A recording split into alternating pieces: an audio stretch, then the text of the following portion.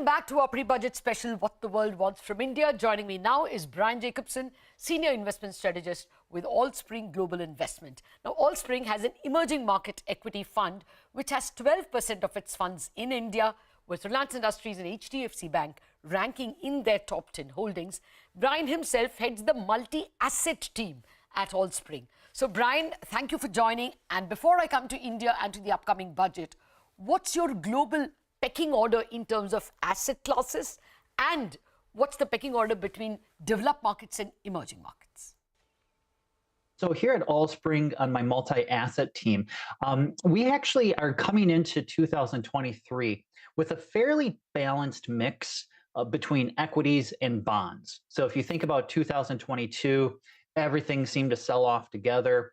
Balanced portfolios did not do very well. We think balanced portfolios can stage a comeback in 2023.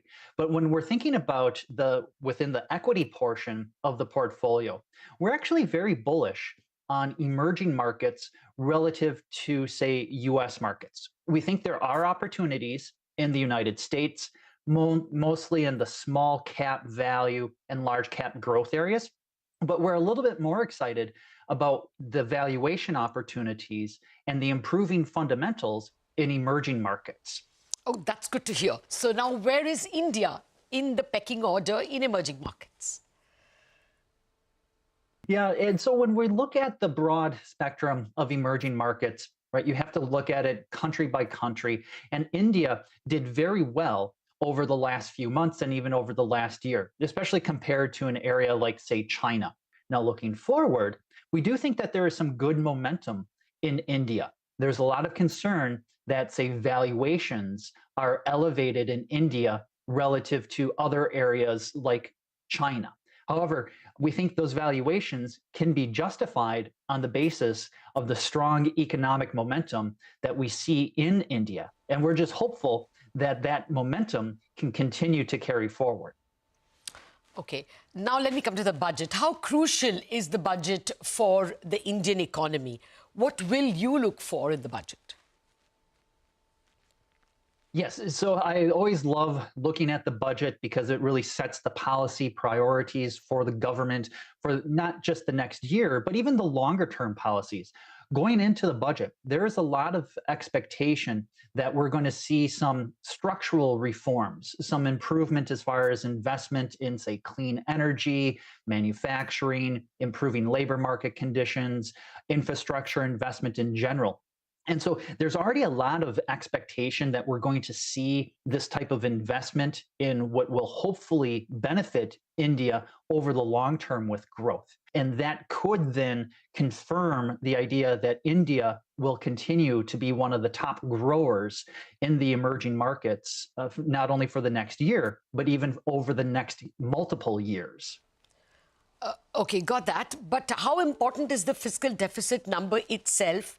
Will a high number scare investors like you?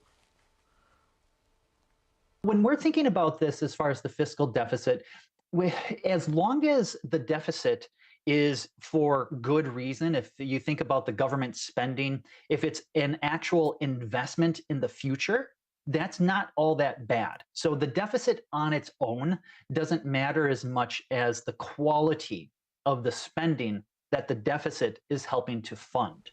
So we're looking at probably around 6.4% as far as a percent of GDP in the fiscal deficit. And that seems to be about the consensus on Wall Street.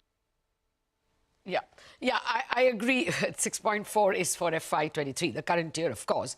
But, some in India fear that this could be a typical pre-election budget. After all, the government goes into elections next year. So would that be the big scare, any budget giveaways? The way we look at it is, yeah, we always have to be aware of when the elections are. And if it is a giveaway budget, and not just for India, but this applies to other countries as well. I would point to, say, like Brazil as being another example, is a big budget. If they do, say, disappoint where it's too high of a deficit, is it because it's a bunch of giveaways? that is typically viewed as being negative. Now, when we talk to the different credit rating agencies and different analysts as far as the expectations of the budget, right? It's a stable outlook. It's not viewed as being a giveaway budget, but if it does become one, we would view that as being a negative, and we would expect to see probably the currency go down in value relative to the US dollar, and probably also yields and interest rates move higher relative to developed market bonds. Okay, now let me come to other issues. What are your thoughts on the Indian rupee? Are there any worries that it may depreciate a lot this year as well? Yeah, so whenever we invest in a foreign company, you're also investing in their currency. So we always have to be aware of that currency translation. The weaker currency should have been beneficial to the export picture. Now, India as a whole still has a trade deficit. Maybe a lot of that can be explained by the high natural resource prices as far as imports of oil and the such. But from the company by company perspective, that weaker currency was hopefully a tailwind to their foreign earnings. Now, going forward, we actually do believe here at Allspring on my multi-asset team that the currency is likely to continue to appreciate or go up in value. So we view that as being beneficial as a US-based investor looking at if it goes up, if that company's stock goes up in rupee terms, and we can also get a gain on the rupee, we view that as a double benefit. That's our expectation. A lot of that does depend on the budget. Is it too big, which could then push the currency lower, and also monetary policy.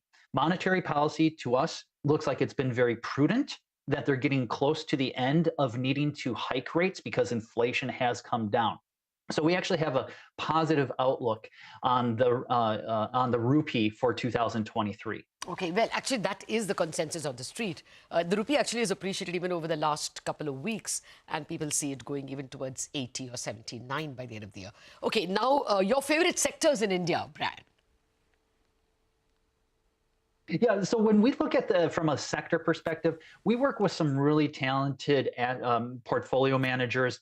Allison Shimada is one of ours that they really focus on doing the individual stock selection and sector selection. So kind of from that very high level view that my team operates on, which is more the asset allocation as far as country allocation, we're positive on India. We're broadly speaking positive on financials as we go into 2023. On that optimistic note, Brian Jacobsen, thank you very much for joining us. With this, we wrap up our pre-budget special, What the World Wants from India. We'll be back with more news and updates in just a bit.